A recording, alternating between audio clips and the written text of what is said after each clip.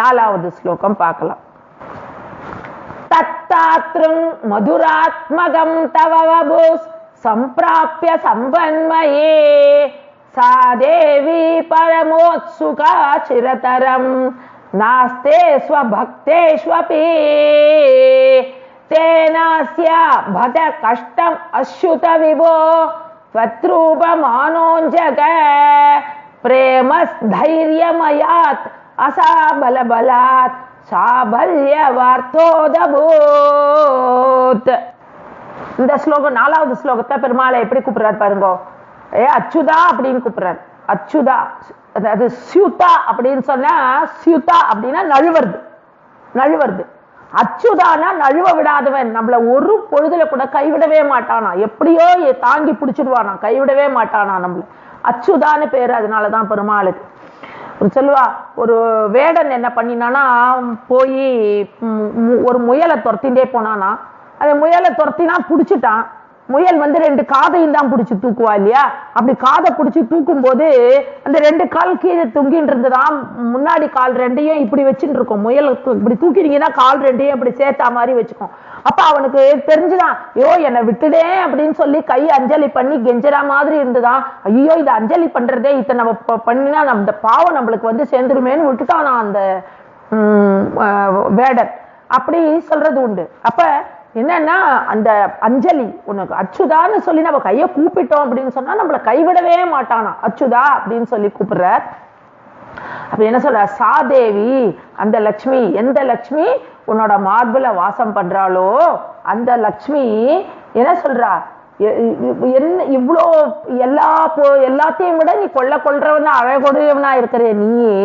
அவன் என்ன சொல்றாருன்னா சம்பன்மயி, சம்பிருத்தி, ரொம்ப செல்வம் கொடுக்கிறார்.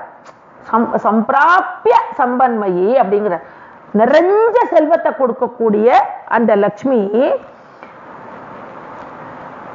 எந்த இடத்துலயும் நிலையா இருக்க. லட்சுமி சாதாரணமா எல்லா இடத்துலயும் நிலையா இருக்க மாட்டா. அப்ப என்னன்னா அந்த அந்த மாதிரி நிலையா இருக்க மாட்டான்னு சொல்றாளே. அப்படி ஆனா வந்து இது எவ்வளவு பெரிய தப்பான விஷயம்னு சொல்லி நான் வந்து ஆச்சரியப்பட்டிருக்கேன். இப்படி நான் சொல்றாளேன்னு சொல்லி நான் பட்டிருக்கேன். ஆனா அது தப்பான விஷயம். அதை நான் நினைச்சு பார்க்கும்போது தான் தெரியுது அது தப்பு அப்படின்னு சொல்லி. ஏன்னு சொன்னா அவ உன்கிட்ட வந்து நிலையாத்தானே இருக்கா, எங்க கிட்டதான் நிலையா இல்லை. ஆனா உன்கிட்ட அவ நிலையாத்தானே இருக்கா. அப்ப அது அவ சொல்றது தப்பு அப்படின்னு சொல்லிட்டு நான் அதை யோசிச்சு பாக்குறேன். எப்படி இருக்கா அப்படின்னு சொன்னா பெருமாள் எப்படி இருக்காருன்னா தத்ராத்ருங் அப்படிங்கிறா.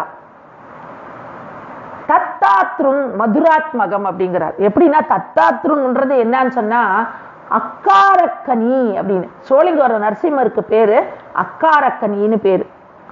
என்னன்னா